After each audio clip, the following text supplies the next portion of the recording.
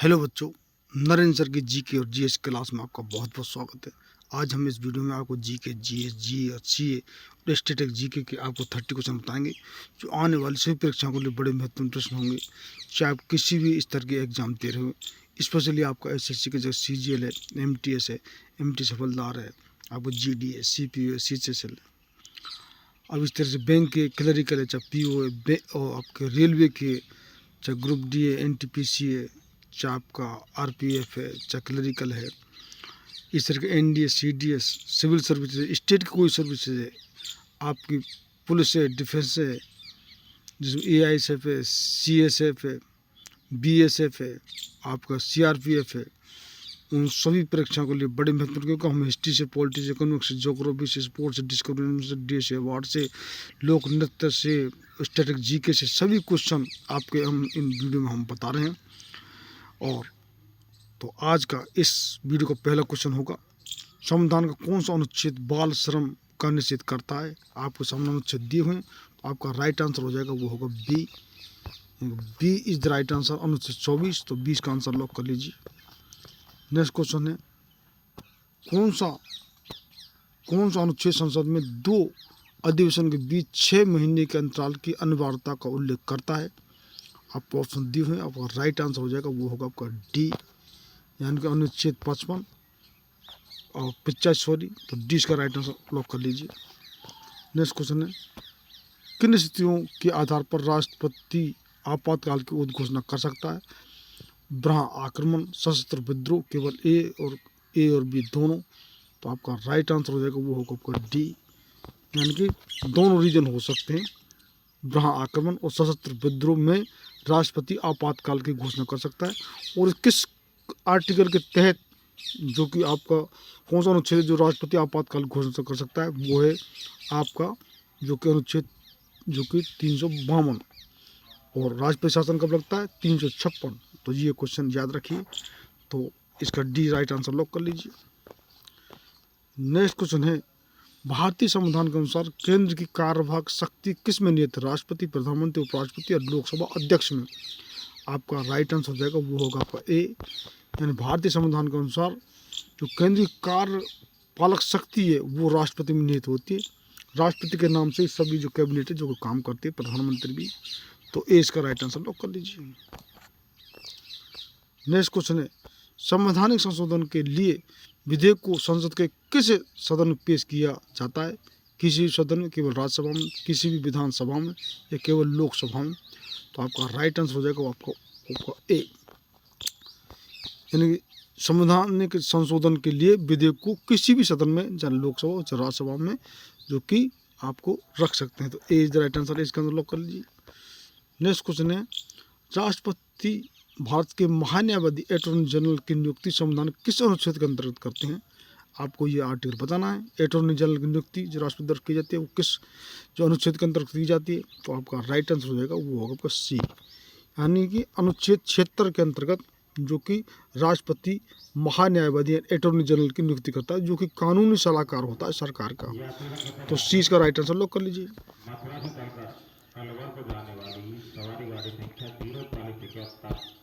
Next question है, राज्य के निम्न सदन को कहा जाता है। विधान परिषद, लोकसभा, जो कि विधानसभा और राज्यसभा। आपका राइट आंसर हो जाएगा, वो होगा आपका सी, ये राज्य का निम्न सदन है। और इस तरीके से हमारा जो कि राष्ट्रीय स्तर पर जो केंद्र का, तो वहाँ जो हमारा निम्न सदन होता है वो होता है लोकसभा, और जो अपर सदन होता है वहाँ राज्यसभा होता है। तो इसी तरीके से जहाँ पर निम्न सदन है वो है विधानसभा राज्य की, और अपर सदन कौन सा है, विधान, जो कि आपका परिषद। तो ये इसका सी राइट आंसर लॉक कर लीजिए। नेक्स्ट क्वेश्चन है, राज्यपाल पद के लिए न्यूनतम आयु कितनी होती है, ये आपको बताना है। तो आपका राइट आंसर हो जाएगा, वो होगा डी, राज्यपाल पद के लिए 35 वर्ष आयु न्यूनतम होनी चाहिए।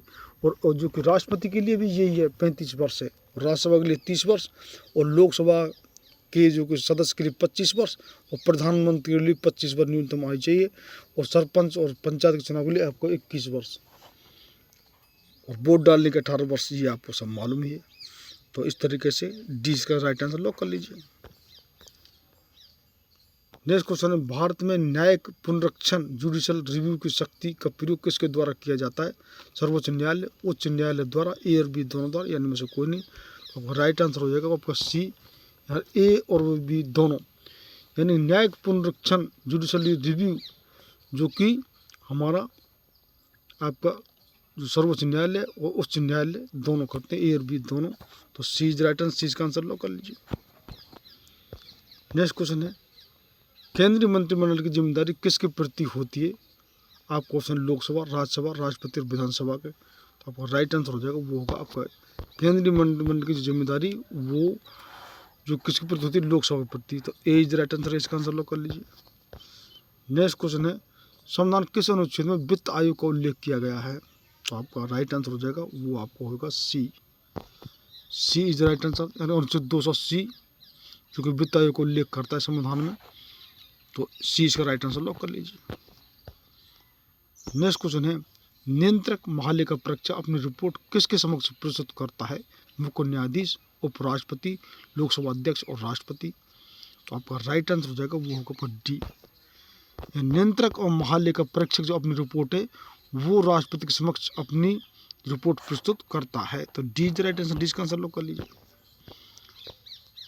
नेक्स्ट क्वेश्चन है, किसी व्यक्ति की नज़रबंदी वैध या अवैध ये निर्णय करने के लिए न्यायालय कौन सी रिट जारी करता है? आप ऑप्शन दिए हुए हैं। तो आपका राइट आंसर हो जाएगा वो आपका होगा सी, यानी कि बंदी प्रत्यक्षीकरण। तो सी इज राइट आंसर, सी इसका आंसर लॉक कर लीजिए। नेक्स्ट क्वेश्चन है, संविधान किस अनुच्छेद में धन विधेयक की परिभाषा का उल्लेख किया गया है?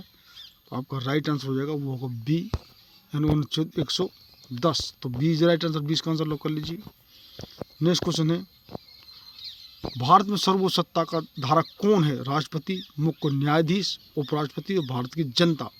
आपका राइट आंसर हो जाएगा वो होगा डी, यानी कि सर्वोच्च सत्ता का जो धारक है वो है भारत की जनता। तो D is right answer, D इसका आंसर लॉक कर लीजिए। नेक्स्ट क्वेश्चन है, भारतीय राष्ट्रीय सुरक्षा परिषद का अध्यक्ष कौन होता है? गृह मंत्री, प्रधानमंत्री, रक्षा मंत्री, चीफ ऑफ डिफेंस स्टाफ। तो आपका राइट आंसर हो जाएगा वो होगा आपका बी, भारतीय राष्ट्रीय सुरक्षा परिषद का जो अध्यक्ष है वो प्रधानमंत्री होता है। तो बी इसका राइट आंसर आपका जो कि एसएससी बोलते हैं। नेक्स्ट क्वेश्चन है, भारतीय संघ में अंतर्विष्ट विषय आपको रेजिडरी पावर्स किस प्रकार जो किस सरकार के पास है? राज्य सरकार, केंद्र शासित राज्य, केंद्र सरकार, इनमें से कोई नहीं। तो आपका राइट आंसर हो जाएगा वो होगा सी, केंद्र सरकार। तो सी इज द राइट आंसर, सी इसका आंसर लॉक कर लीजिए। नेक्स्ट क्वेश्चन है, भारतीय संविधान का कौन सा अंग समाजवादी व्यवस्था स्थापित करने की प्रेरणा देता है? आपको ऑप्शन है नीति निर्देशक तत्व, मौलिक अधिकार और एकल नागरिकता और मौलिक कर्तव्य। तो आपका राइट आंसर हो जाएगा वो आपको हो जाएगा ए। यह भारत संविधान में जो समाजवादी व्यवस्था स्थापित करने का प्रेरणा देता है वो है नीति निर्देशक तत्व। तो ए इज द राइट आंसर, ए इसका आंसर लॉक कर लीजिए। और आपको ये बताना हमारी जो कि अर्थव्यवस्था वो किस प्रकार की है, समाजवादी है, साम्यवादी है या पूंजीवादी है, किस तरह की अर्थव्यवस्था, ये कमेंट बॉक्स में बताना है। नेक्स्ट क्वेश्चन हो जाएगा, संविधान के अनुसार लोकसभा के स्पीकर को उसके पद से कब हटाया जा सकता है? आपका राइट आंसर हो जाएगा वो होगा आपका डी, यानी सदन के सभी सदस्यों के बहुमत द्वारा प्रस्ताव पारित करके क्योंकि हम लोकसभा के स्पीकर को उसके पद से हटा सकते हैं। तो D is the right answer, D का आंसर लॉक कर लीजिए। नेक्स्ट क्वेश्चन है, किस उच्च न्यायालय में न्यायाधीशों की संख्या सबसे अधिक है? आपको जो दिए गए हैं ऑप्शन, केरल उच्च न्यायालय, पटना उच्च न्यायालय, इलाहाबाद उच्च न्यायालय, बॉम्बे उच्च न्यायालय। तो आपका राइट आंसर हो जाएगा वो होगा सी, यानी कि इलाहाबाद उच्च न्यायालय जो कि न्यायाधीशों सबसे संख्या अधिक है। तो सी इज राइट आंसर, सी इसका आंसर लॉक कर लीजिए।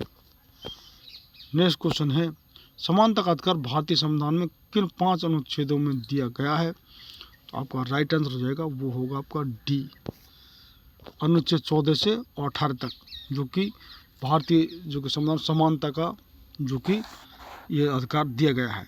तो तो डी राइट आंसर लॉक कर लीजिए। नेक्स्ट क्वेश्चन है, कौन से प्रधानमंत्री एक दिन भी संसद नहीं गए थे? गुलजारी नंदा, चौधरी चरण सिंह, मोरारजी देसाई और विश्वनाथ प्रताप सिंह।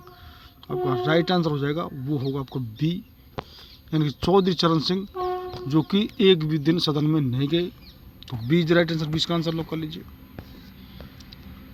नेक्स्ट क्वेश्चन है, भारत में कुल कितने उप प्रधानमंत्री हुए? 6, 4, 7 और 5। आपका राइट आंसर हो जाएगा वो होगा सी, 7 उप प्रधानमंत्री हुए। तो सी इसका राइट आंसर लॉक कर लीजिए। नेक्स्ट क्वेश्चन है, किस विधेयक को संसद में दोनों सदनों द्वारा अलग अलग विशेष बहुमत से पारित करना आवश्यक है? धन विधेयक, संविधान संशोधन विधेयक, निजी विधेयक और वित्तीय विधेयक। बहुत महत्वपूर्ण क्वेश्चन है। आपका राइट आंसर हो जाएगा वो होगा आपका बी, यानी संविधान संशोधन जो विधेयक है वो दोनों सदन में अलग अलग विशेष बहुमत से पारित करना आवश्यक है। तो बी इज राइट आंसर, 20 का आंसर लॉक कर लीजिए। नेक्स्ट क्वेश्चन है, एक बार इसकी स्पीकर सदा स्पीकर की परंपरा कहाँ अपनाई गई है? आयरलैंड, अमेरिका, ब्रिटेन और ऑस्ट्रेलिया। ये है ऑप्शन। तो आपका राइट आंसर हो जाएगा वो होगा सी, ब्रिटेन में एक बार स्पीकर सदा स्पीकर की परंपरा अपनाई गई है। तो सी इज राइट आंसर, सी इसका आंसर लॉक कर लीजिए। नेक्स्ट क्वेश्चन है, बॉम्बे राज्य को विभाजित करके महाराष्ट्र एवं गुजरात नए राज्य कब बनाए गए? तो आपका ऑप्शन दी हुए, तो राइट आंसर हो जाएगा आपका बी। ये 1960 में जो बॉम्बे राज्य को विभाजित करके महाराष्ट्र और गुजरात नए राज्य बनाए गए। तो 20 का राइट आंसर लॉक कर लीजिए। नेक्स्ट क्वेश्चन है, राज्य की आकस्मिक निधि का परिचालन कौन करता है? मुख्यमंत्री, उप मुख्यमंत्री, राज्य के वित्त मंत्री और राज्यपाल।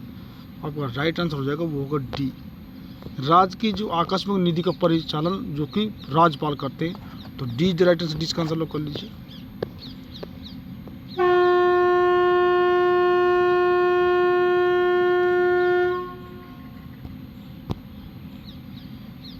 संसदीय शासन में वास्तविक कार्यपालक शक्ति किसके पास होती है? आपको ऑप्शन दिए हुए, राष्ट्रपति, प्रधानमंत्री, उपराष्ट्रपति और गृह मंत्री। तो आपका राइट आंसर हो जाएगा वो होगा आपका बी, संसदीय शासन की वास्तविक जो कार्यपालक शक्ति है वो प्रधानमंत्री के पास में होती है। तो बी इज राइट आंसर, 20 का आंसर लॉक कर लीजिए। नेक्स्ट क्वेश्चन, भारत में प्रथम गैर कांग्रेसी प्रधानमंत्री कौन था? आपका ऑप्शन है अटल बिहारी वाजपेयी 1996, एच डी देवगौड़ा 1996, इंद्र कुमार गोजवाल 1997 और मोरारजी देसाई 1977। आपका जो कि राइट आंसर हो जाएगा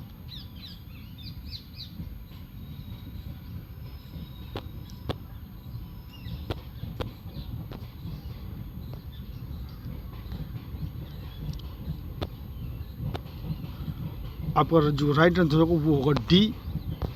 जो पहले जो गैर कांग्रेसी प्रधानमंत्री रहते वो मोरारजी देसाई रहते 1977 में, जबकि जो इंदिरा गांधी ने इमरजेंसी लगाई थी तो इंदिरा गांधी को जेल हो गई थी उस समय। ये जो कि जनता पार्टी वो जीती थी। तो मोरारजी देसाई जो कि गैर जो कांग्रेसी प्रधानमंत्री पहले बने थे 1970। नेक्स्ट क्वेश्चन है, मुख्य निर्वाचन आयुक्त का कार्यकाल कितना होता है? तो आपका राइट आंसर हो जाएगा वो होगा सी, यानी 6 वर्ष या 65 वर्ष की आयु तक जो कि मुख्य निर्वाचन आयुक्त का कार्यकाल होता है। तो इस प्रकार से ये हमारी 30 क्वेश्चन और ज़्यादातर क्वेश्चन इसमें पॉलिटी, राज्य व्यवस्था और आपके कॉन्स्टिट्यूशन संविधान के रहे।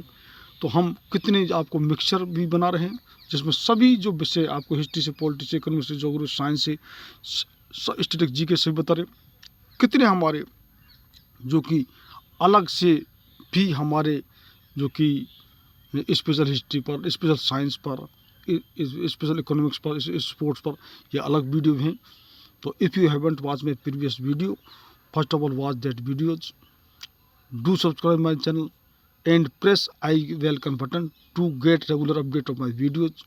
आपका कोई सुझाव सजेशन हो तो निश्चित कमेंट बॉक्स में आप ज़रूर लिखें।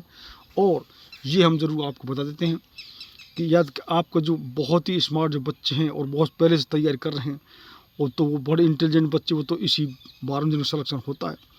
लेकिन जो बच्चे कुछ कमज़ोर हैं और या कहीं विभिन्न उसमें तैयारी कर रहे हैं कई साल से और पास पर हो रहे हैं। तो निश्चित बता रहा हूँ कि आप हमारे चैनल जुड़ रही है, क्योंकि हम जी के जी एच नहीं, हम आपको बिल्कुल मैथ जीरो से बिल्कुल हीरो, इंग्लिश बिल्कुल जीरो से और स्पीकिंग तक पूरी ग्रामर, आपको इंग्लिश ग्रामर तो हमारी बहुत हद तक डल चुकी है, रीजनिंग, और अब हम हिंदी भी चालू कर रहे हैं।